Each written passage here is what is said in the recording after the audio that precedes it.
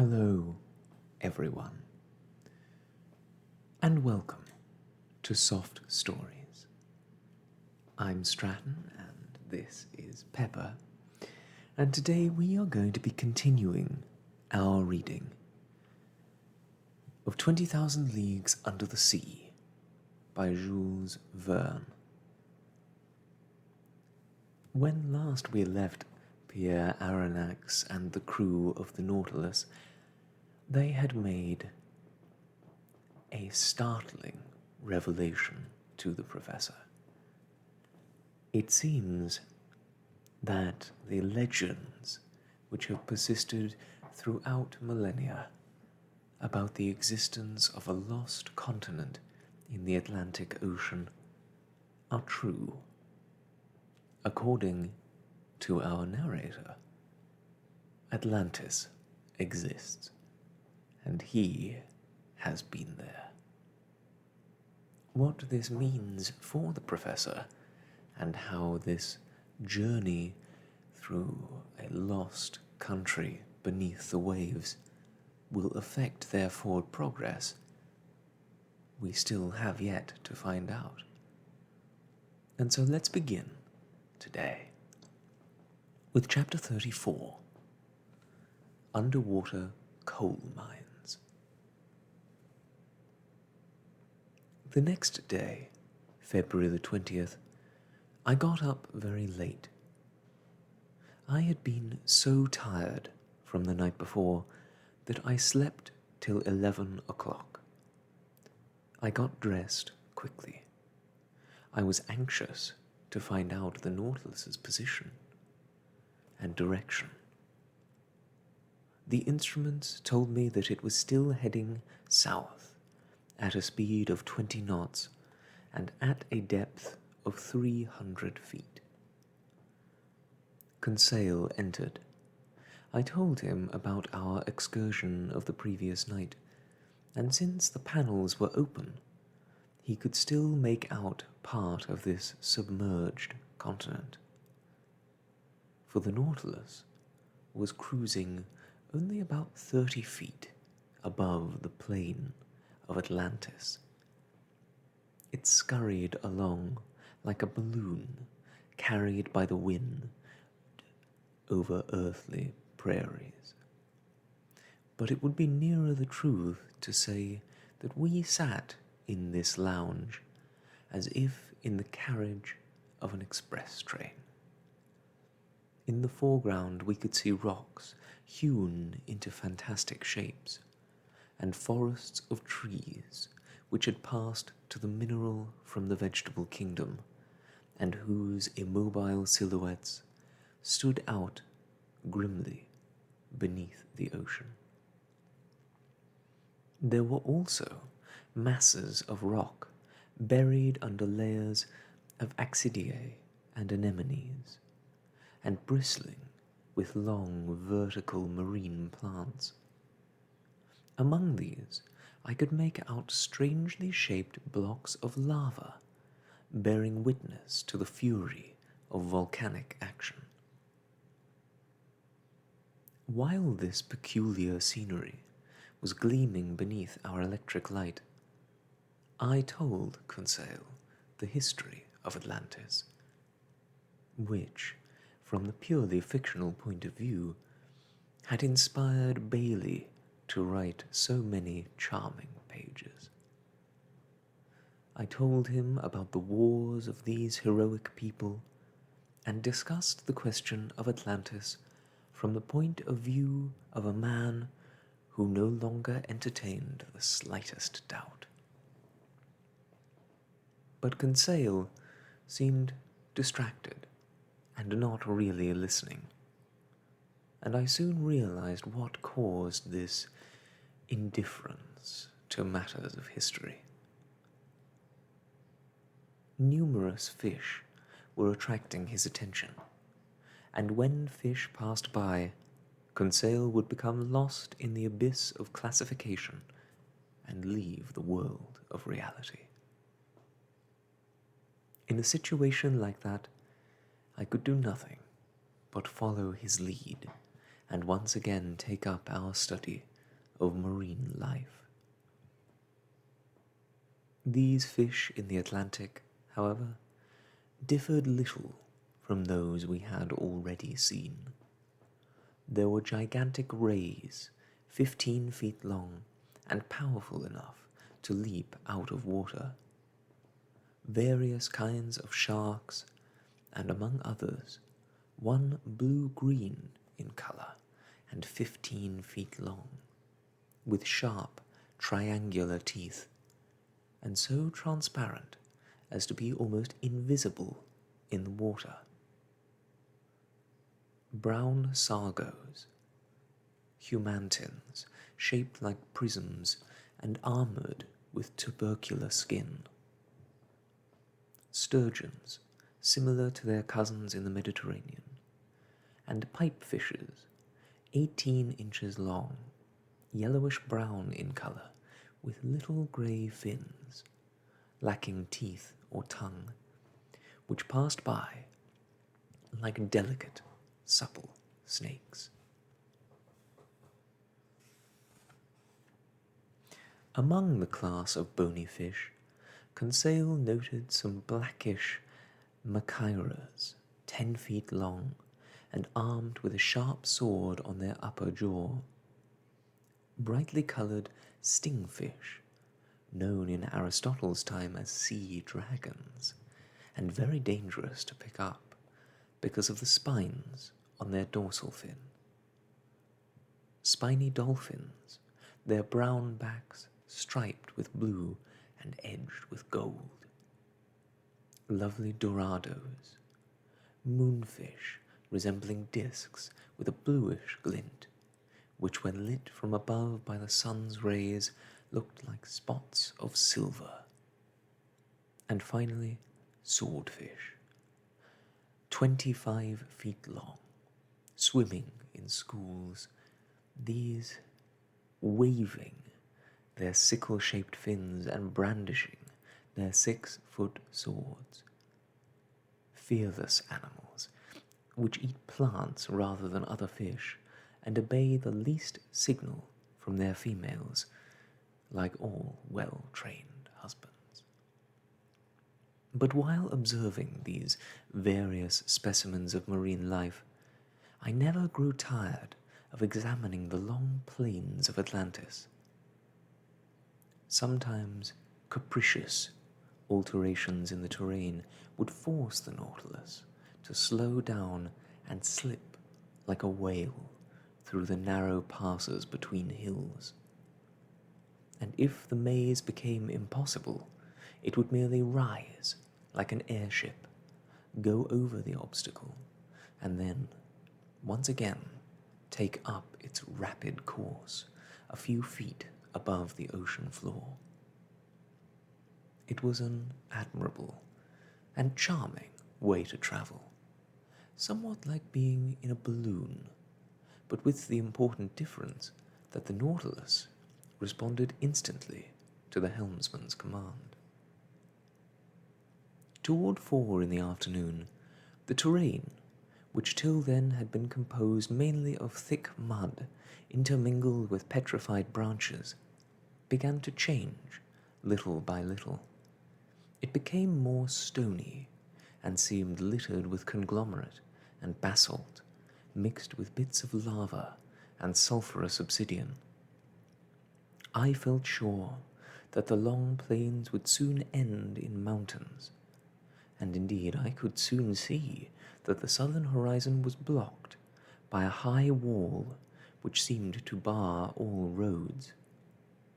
Its summit obviously rose above the surface. It must have been a continent, or at least an island, either one of the Canaries or one of the Cape Verde Islands. Since our position had not been marked on the chart, perhaps on purpose, I did not know where we were. In any case, such a wall seemed to mark the end of Atlantis, of which we had covered only such a small portion.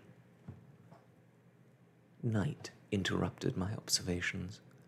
I remained alone when Conseil went back to his cabin.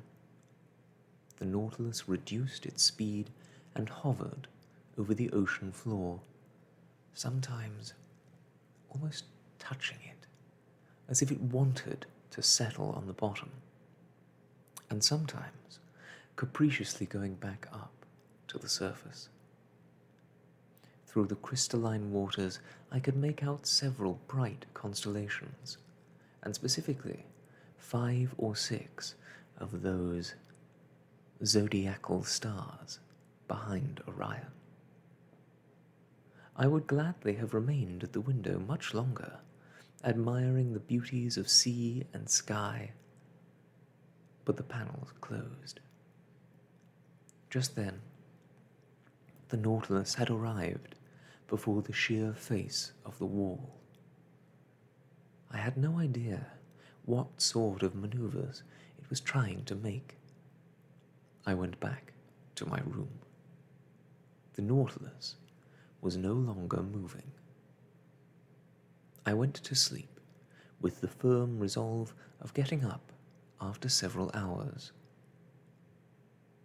But on the next day, it was past 8 when I returned to the lounge.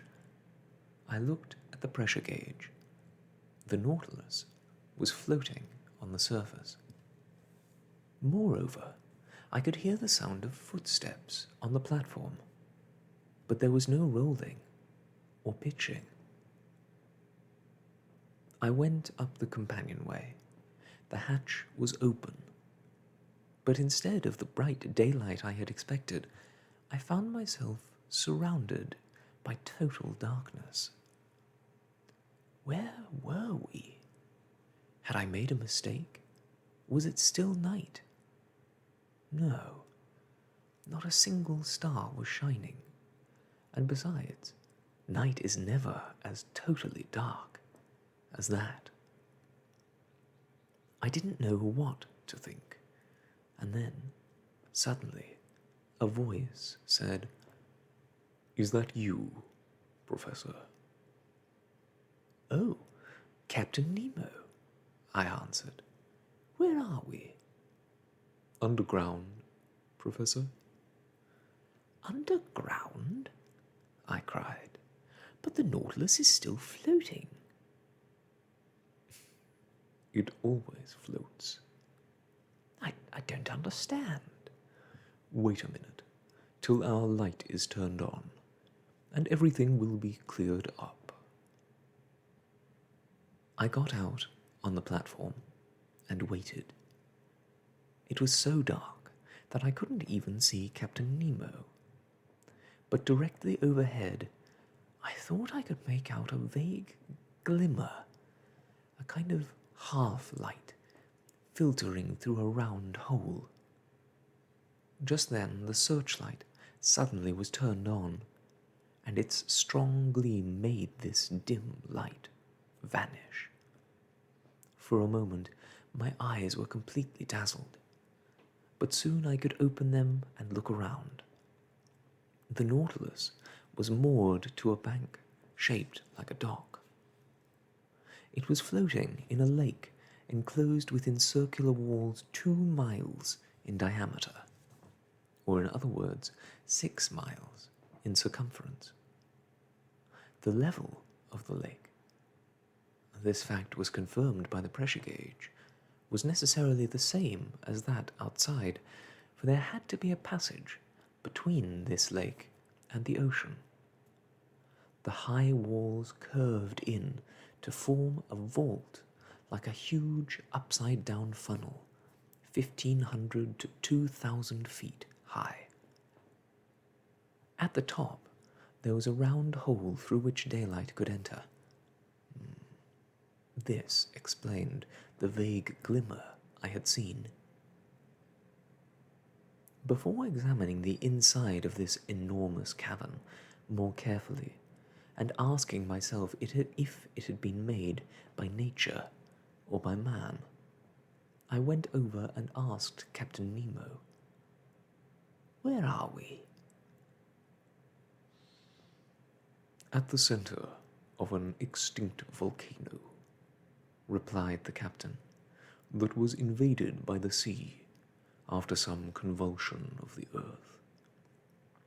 While you were sleeping, Professor, the Nautilus entered this lagoon through a channel 30 feet below the surface of the ocean. This is my harbor. Safe, convenient, secret, and sheltered from any wind. Find me a single harbor on the coasts of your continents that is so protected as this one from the fury of gales. Yes, I replied. You are certainly safe here, Captain Nemo. Who could ever disturb you in the middle of a volcano? But didn't I see an opening at the top? Yes, that is the crater, which was once filled with lava, steam, and flames, but now it merely brings us the air we breathe. What mountain is this? I asked. It's one of those innumerable little islands which dot the surface of the ocean. For ships, it's just a reef to be avoided. For us, it's an immense cavern. I discovered it quite by chance, and this was a great stroke of luck for me. But couldn't someone enter through that hole at the top? No more than I could get out through it. The inside base of this mountain can be climbed for about 100 feet up, but above that the walls lean in, and nobody could scale them. I can see that nature helps you wherever you go, Captain. You're safe in this lake, and no one could visit these waters. But what good is this refuge? The Nautilus doesn't need a harbor. No, Professor, but it needs electricity for power. Batteries to produce the electricity, sodium for the batteries, coal to make the sodium, and therefore coal mines to get the coal. In this very spot, there are whole forests which were buried millions of years ago. Now they have turned to coal, and for me, they are an inexhaustible mine. So, here, Captain, your men act as miners. That's right. These mines reach out beneath the ocean like those of Newcastle. My men, dressed in their diving suits and equipped with pick and shovel, go down to extract the coal, thereby making me independent of dry land even for that substance. When I burn it to make sodium, the smoke which escapes through the crater merely makes the mountain look like a volcano that's still active. Will I see your companions doing this? No, not this time, for I'm in a hurry to continue our underwater tour of the Earth. Now I shall merely take sodium from my reserve stock. We'll stay here long enough to put it on board, which won't take more than 1 day, and then we'll be on our way again. So if you want to see this cavern and take a walk around the lake, take advantage of what time you have today, Monsieur Aronnax. I thanked the captain and went to get my 2 companions, who had not yet left their cabin. I invited them to come along, without telling them where they were. They climbed up onto the platform. Conseil, who was never surprised by anything, acted as if it were perfectly natural to wake up under a mountain after going to sleep under the sea. But Ned Land had only one idea: to see if there was some way out of the cavern. After breakfast, at about 10 o'clock, We got off onto the bank. "Here we are, on land again," said Conseil. This isn't exactly what I'd call land, replied the Canadian. And besides, we're not on it, but under it. Between the base of the mountain walls and the lake itself, there was a sandy shoreline 500 feet across at its widest point. On this beach, one could easily walk around the lake. The base of the high walls was a picturesque pile of volcanic rocks and enormous pumice stones. All these broken fragments had been polished by subterranean fires and glistened beneath the ship's electric light. Along the shore, mica dust, kicked up by our feet, rose up like clouds of sparks.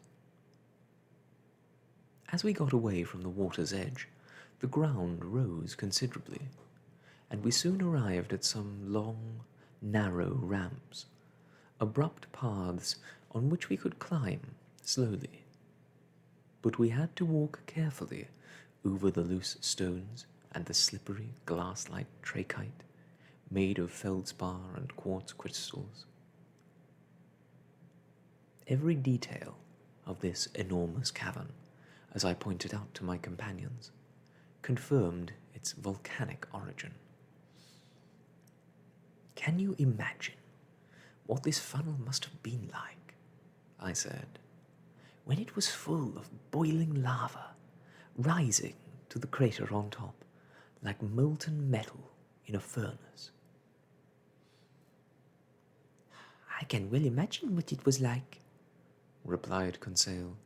"But could monsieur tell me why this particular furnace went out of operation and was replaced by calm lake water?" "Very probably, Conseil, because the earth, as it shook and trembled, opened up an underwater channel, the one through which the Nautilus passed, allowing seawater to rush in.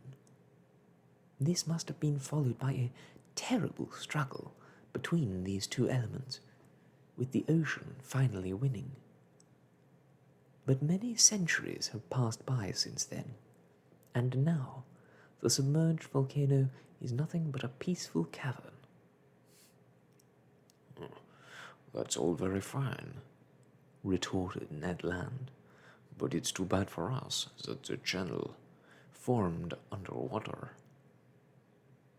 "But Ned," replied Conseil, "if it hadn't been underwater, the Nautilus couldn't have gotten in." "And what's more, Ned, the ocean wouldn't have entered, and this mountain would still be a volcano. So your regrets don't make much sense." We continued to climb. The path became steeper and narrower. Sometimes there were deep gaps we had to jump across. Sometimes great rocks we had to go around. Occasionally we had to crawl on our hands and knees, and even on our bellies. But between Conseil's skill and the Canadian's strength, we overcame all these obstacles. When we were about 100 feet up, the terrain changed, but without becoming any easier for us. We were now in an area of black basalt, in some places all eaten away and honeycombed, in others forming regularly shaped prisms which supported the vaulting in a splendid display of natural architecture. Among these basalt rocks ran long trickles of hardened lava, streaked with coal and occasionally covered with broad layers of sulfur. The light entering from the overhead crater was now stronger, dimly illuminating our path among these volcanic formations, forever buried in the heart of this mountain. At a height of about 250 feet, a series of impassable obstacles prevented us from climbing further. The interior vaulting began to lean in sharply, and we therefore had to start walking horizontally around the inside of the mountain. At this level, the vegetable kingdom began its struggle for existence. There were several shrubs and even a few trees growing out of cracks in the wall. I saw spurge with its bitter sap seeping from its bark. There were heliotropes, unable to justify their name, since the sun's rays never reached them, with their bunches of flowers hanging down half-wilted. Here and there, several chrysanthemums grew timidly at the foot of sad and sickly-looking long-leafed aloes.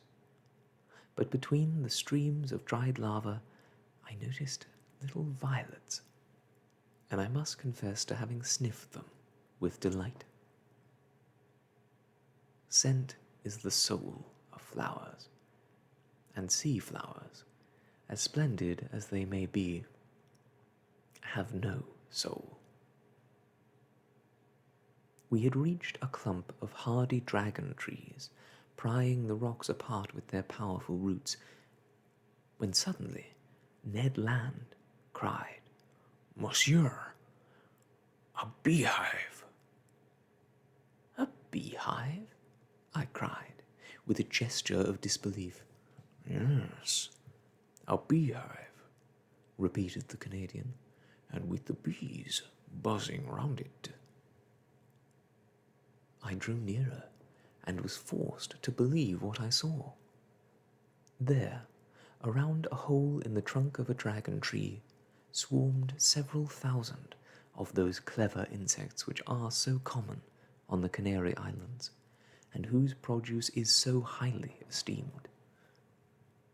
Naturally, the Canadian wanted to stock up on honey, and I could not very well say no. He mixed some dried leaves with sulphur, lit them with his flint, and began to smoke out the bees. Little by little, the buzzing ceased, and the hive, after being broken open, yielded several pounds of perfumed honey. Ned Land filled his haversack with it. "I'll mix this honey with breadfruit paste," he said, "and we'll have a really delicious cake." "Or rather, gingerbread," said Conseil. "Never mind the gingerbread," I said. "Let's keep walking." From several points in our path, we could see the entire lake. The light from the submarine lit up its whole peaceful surface. The Nautilus was completely immobile. On its platform and on the shore, members of the crew were milling about, looking like black shadows, clearly outlined in the luminous atmosphere. We now reached the highest crest of that wall of rocks supporting the vault. I saw then that bees were not the only animals inside this volcano. Birds of prey soared and whirled here and there in the shadows, or fled from their nests on the tips of rocks. There were sparrow hawks with white bellies and screeching kestrels. There were also fine, fat bustards scampering over the slopes as fast as their legs would carry them. I shall let the reader imagine how the Canadian's appetite was whetted at the sight of such a tasty game bird, and how he regretted not having a gun with him. He tried using stones instead of bullets, and after several fruitless attempts, he succeeded in wounding one of these splendid bustards. It is no exaggeration to say that he risked his life 20 times in order to get this bird, but finally it was placed in his haversack alongside the honeycombs. We then had to go back down, for we could climb no farther. The yawning crater above us looked like the mouth of a large well. We could now see the sky quite clearly, with scattered clouds scudding along and occasionally grazing the top of the mountain. This was certain proof that the clouds were not very high, for the volcano did not rise more than 800 feet above the surface of the ocean. A half an hour after the Canadians' last exploit, we reached the shore of the lake. There the vegetable kingdom was represented by blankets of sea fennel, that umbrella-shaped plant which makes such a good preserve. Conseil picked several bunches of it. As for the animal life, it consisted of thousands of shellfish of all sorts: lobsters, crabs, prawns, musis, spider crabs, and a prodigious number of shells, cowries, murices, and limpets. While we were standing there, we spotted the mouth of a magnificent cave. My companions and I delighted in stretching out on its fine sand. Fire had polished its sparkling, enameled walls, sprinkled with mica dust. Ned Land felt the walls and tried to see how thick they were. I could not help smiling. The conversation then turned to his eternal plans for escaping, and I felt I could give him the following hope without too great a risk of being wrong. Namely, that Captain Nemo had headed south only to renew his supply of sodium. I felt he would now return to the coasts of Europe or America, thus permitting the Canadian to have another and more successful try at escaping. The conversation had been very lively at first, but after we had been stretched out in this cave for about an hour, it began to lag. A certain drowsiness came over us, and since there was no reason not to give in, I let myself fall into a deep sleep. I dreamed. One doesn't choose one's dreams. That my life had been reduced to the simple, vegetable-like existence of a mollusk. It seemed as if the cave formed the double valve of my shell. Suddenly, I was awakened by Conseil shouting, "Wake up! Wake up!" What is it?" I asked, sitting up. "We're being swamped." I got up. The sea was rushing into our cave, and since we weren't mollusks, we had to get out. In a few moments, we had climbed to safety above the cave. "What's going on?" asked Conseil. "Is this some new phenomenon?" "No, my friends," I answered. "It's just the tide, and it came close to catching us, the way it did Sir Walter Scott's hero. The ocean outside is rising, and by a natural law of equilibrium, the level of the lake is also rising. We're lucky. Nothing worse happened than our getting half wet. Let's go back to the Nautilus and change." 3/4 of an hour later, we had completed our circular walk and were back on board. The sailors had just finished loading the sodium, and the Nautilus could have left then and there. But Captain Nemo gave no orders for departure. Did he want to wait for the night and leave secretly by his underwater channel? Perhaps. Whatever the reason, by the next day the Nautilus had left its port and was cruising several yards below the surface of the Atlantic, far from any land. Chapter 35. The Sargasso Sea. The Nautilus had not altered its course.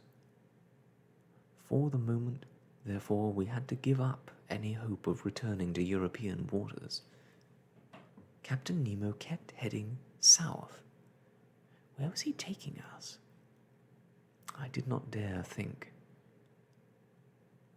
That day, the Nautilus crossed a strange part of the Atlantic Ocean. Everyone knows about that great current of warm water known as the Gulf Stream. After leaving the channels around Florida, it heads for Spitsbergen. But before it reaches its destination, it splits in two near the 44th parallel. One current continues toward the coasts of Ireland and Norway, while the other bends southward near the Azores, touches the coast of Africa, and then swings back toward the West Indies. Now this second branch forms a kind of ring of water around an area of colder water called the Sargasso Sea, which is always calm and immobile. It is like a lake in the middle of the Atlantic, and the waters of the Gulf Stream take 3 years to travel around it. The Sargasso Sea, properly speaking, covers all the submerged region of Atlantis. Certain authors have even stated that the numerous plants it contains have been uprooted from the plains of this ancient continent. Nevertheless, it is more probable that this algae and sea wrack have been taken from the shores of Europe and America and brought there by the Gulf Stream. This was one of the factors which led Columbus to believe in the existence of a new world. When this hardy sailor's ships arrived in the Sargasso Sea, they had considerable difficulty navigating in the midst of all the plant life impeding their progress. The crews were terrified, and it took them 3 long weeks to cross it.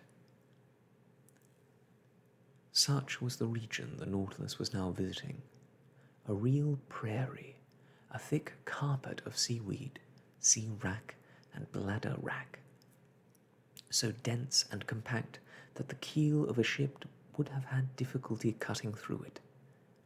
Captain Nemo did not want to get his propeller entangled in this mass of plants, and he therefore kept his ship a short distance below the surface. This word, Sargasso, comes from the Spanish sargazo, which means gulfweed, the principal constituent of this immense bed. The scientist Maury, in his Physical Geography of the Earth, gives the following explanation for the presence of marine plants in such a peaceful portion of the Atlantic. It seems to be caused, he said, by a phenomenon familiar to everybody.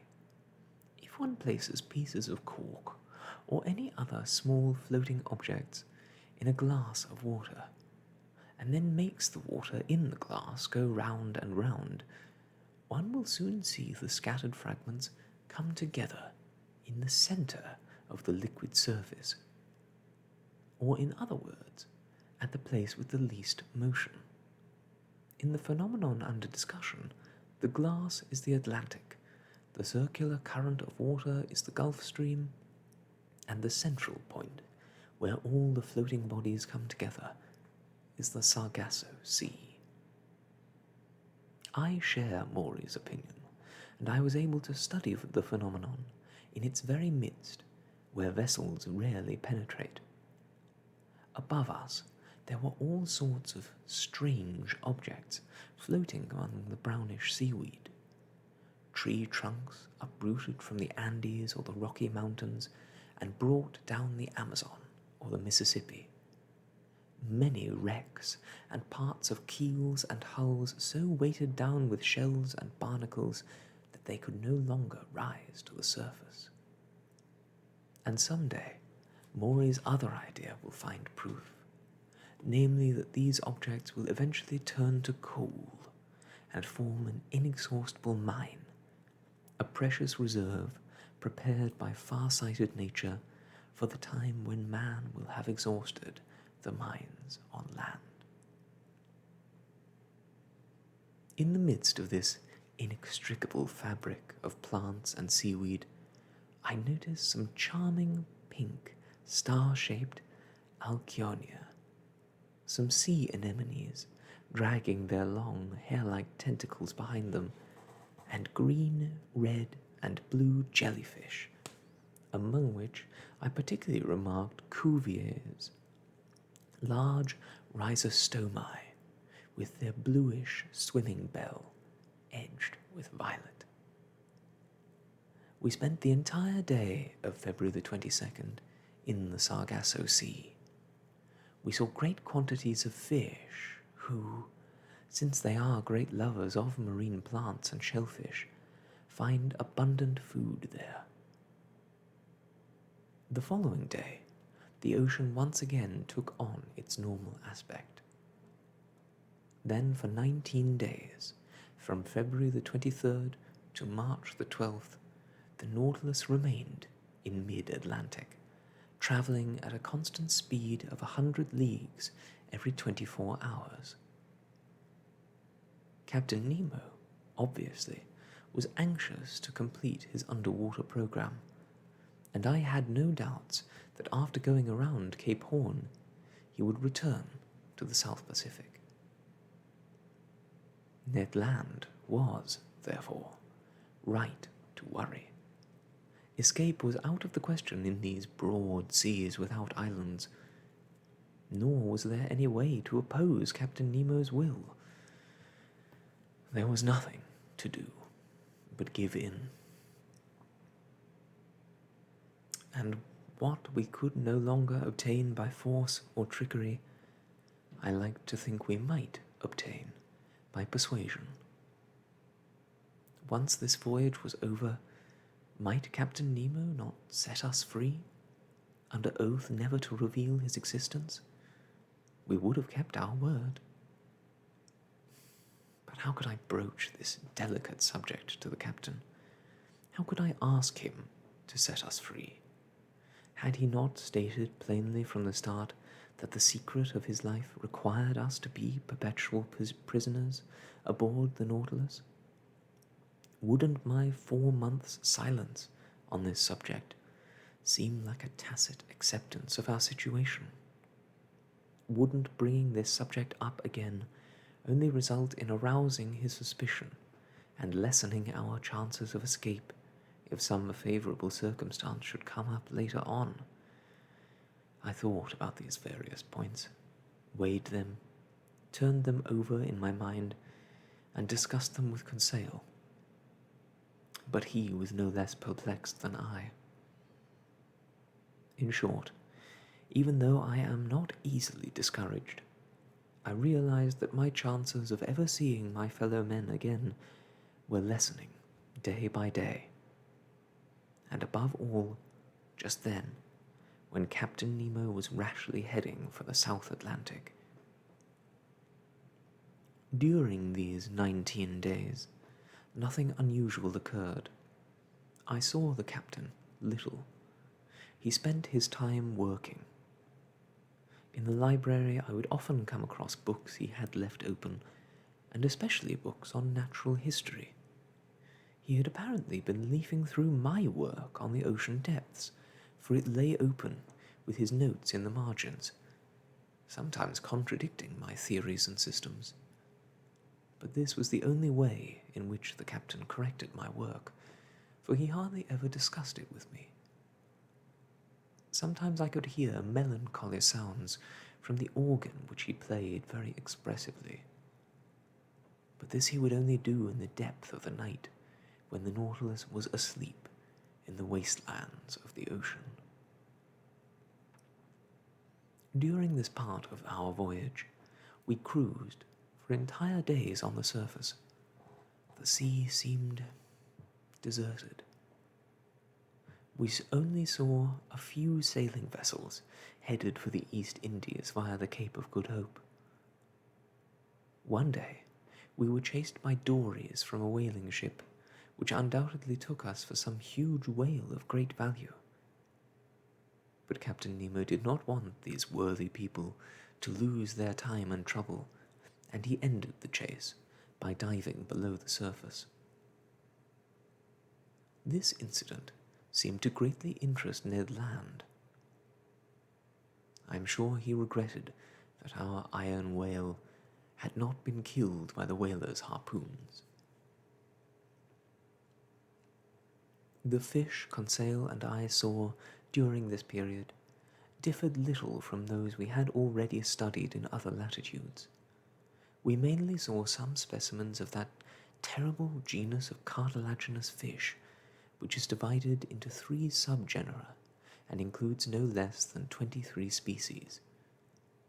They were striped sharks, 15 feet long, with rounded tails and 7 black lines running parallel down their backs, and ash-grey purlon sharks, with 7 gill openings and only 1 dorsal fin, placed almost exactly in the middle of their bodies.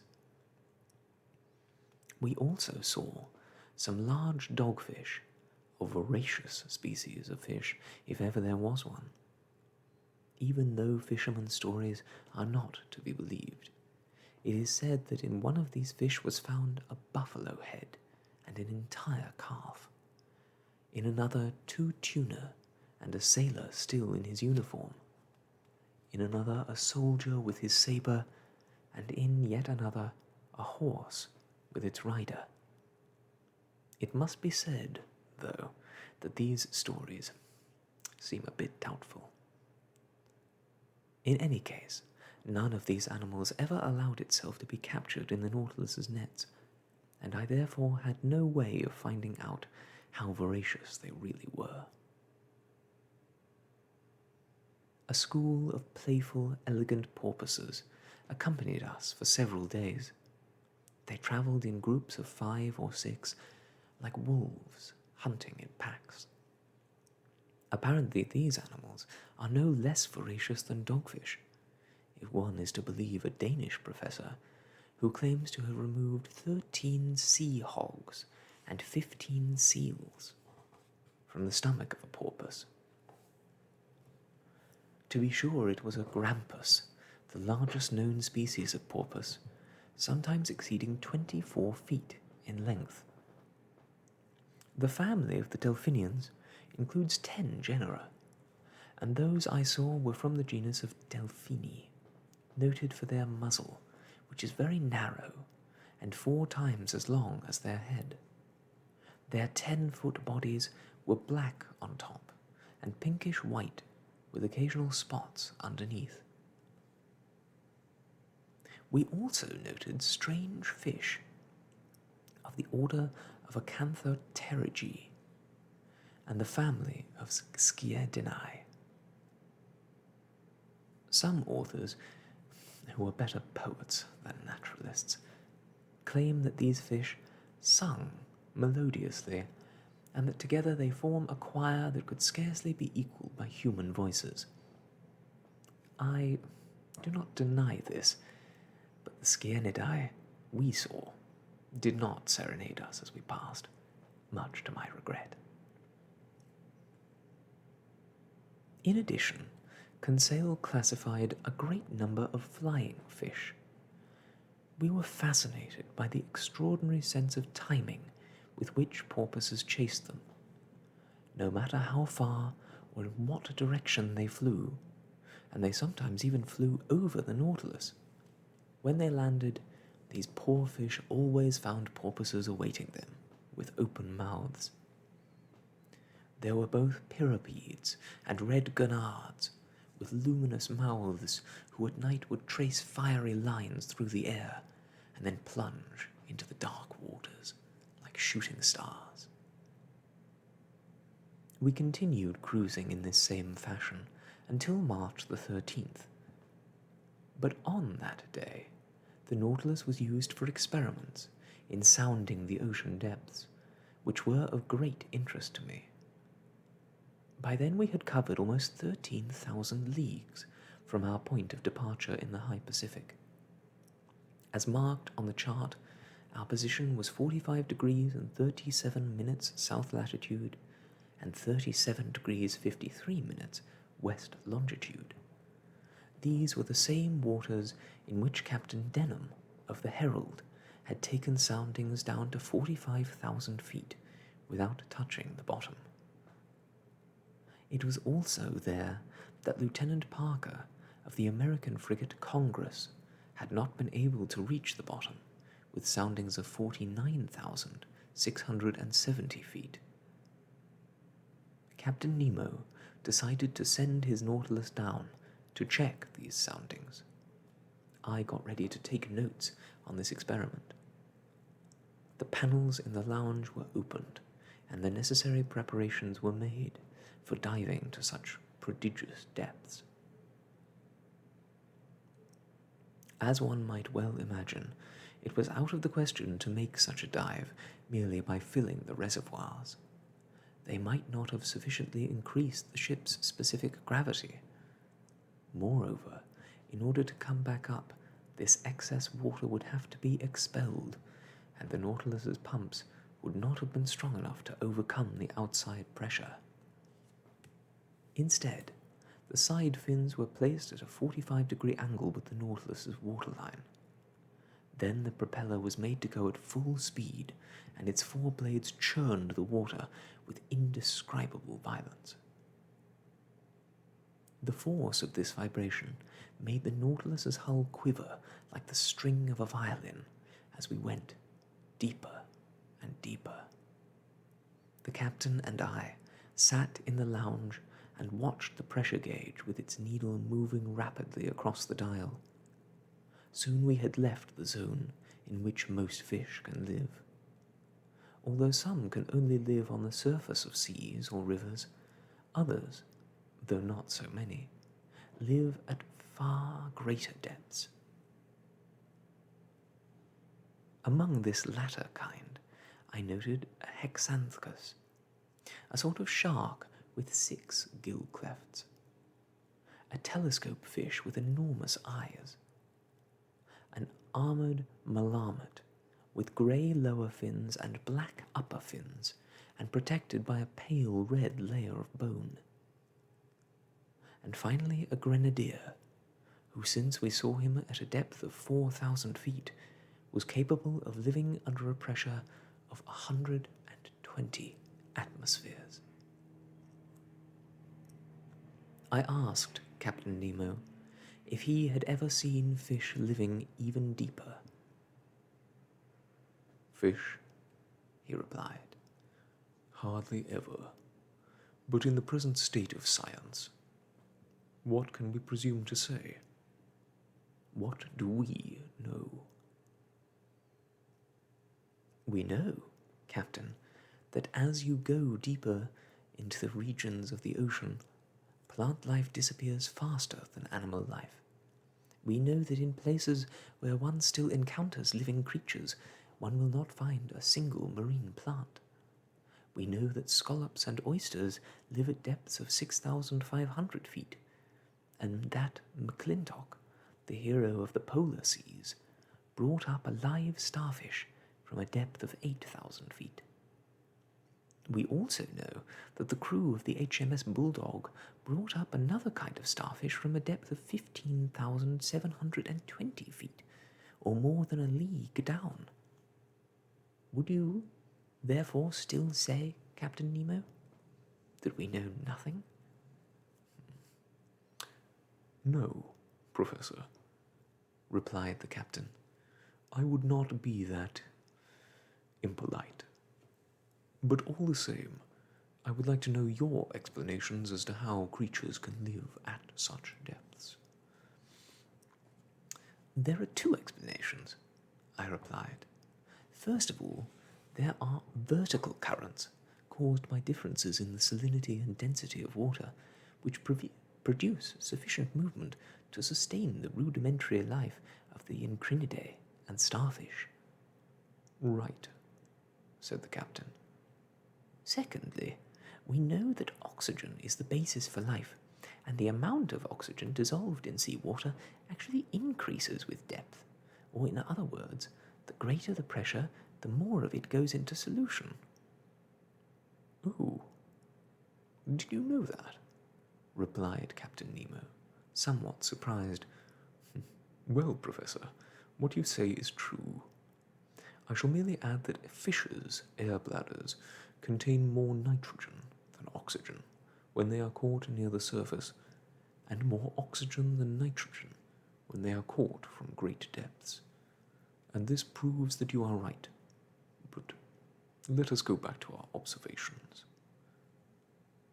I looked at the pressure gauge. It showed we were at a depth of 20,000 feet. We had been diving for an hour, and the Nautilus was still going down. The empty water around us was extraordinarily clear and transparent. An hour later, we were down to 43,000 feet, about 3¼ leagues, and we still couldn't see the bottom. Nevertheless, at 46,000 feet, I could make out blackish peaks rising in the midst of the waters. But these could have been the tops of mountains as high as the Himalayas or Mount Blanc, or even higher, and we still had no way of evaluating the depth of the valleys between them. In spite of the powerful pressure around it, the Nautilus went down yet farther. I could feel its iron plates quivering where they were bolted together.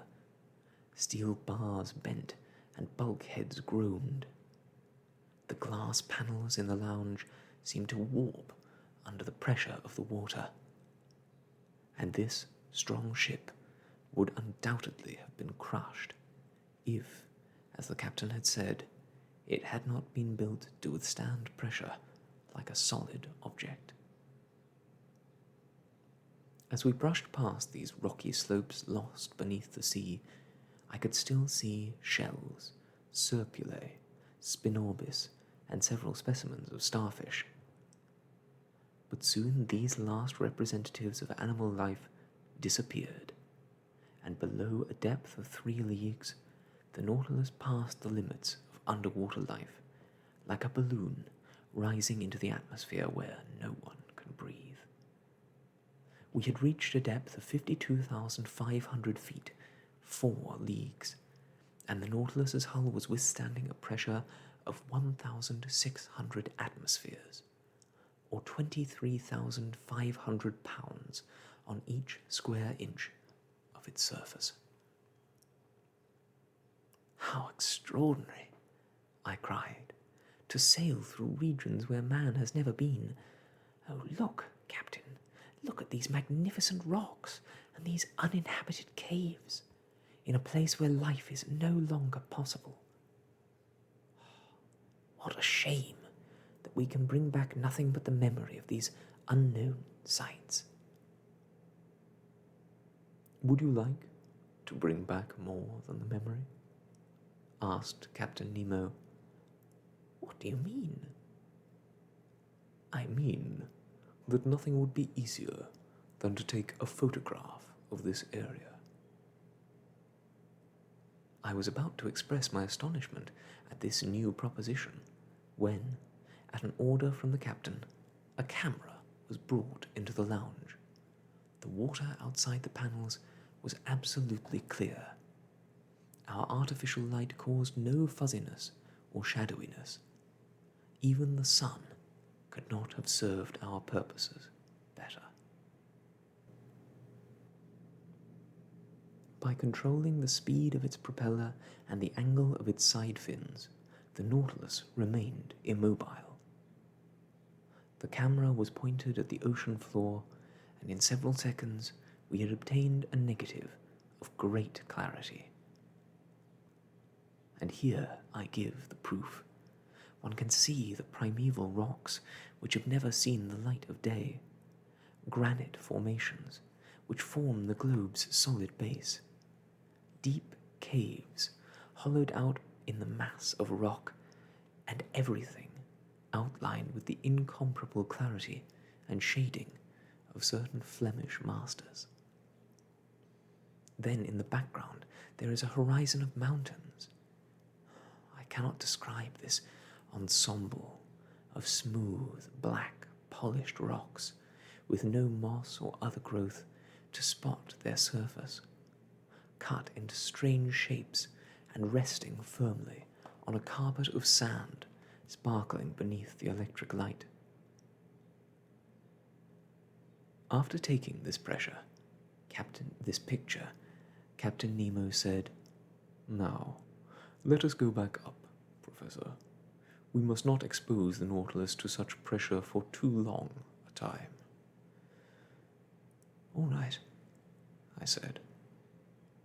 "Hold on tight."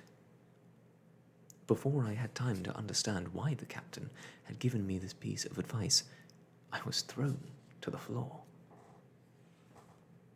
At a signal from the captain, the propeller had been disengaged and the fins placed vertically, and then the Nautilus had shot up at a terrifying speed, like a balloon being carried into the atmosphere. It cut through the water with a loud quivering noise. We could see nothing. In 4 minutes we had covered the 4 leagues between us and the surface, and after leaping into the air like a flying fish, we came hurtling back down onto the water, making it splash up to a prodigious height.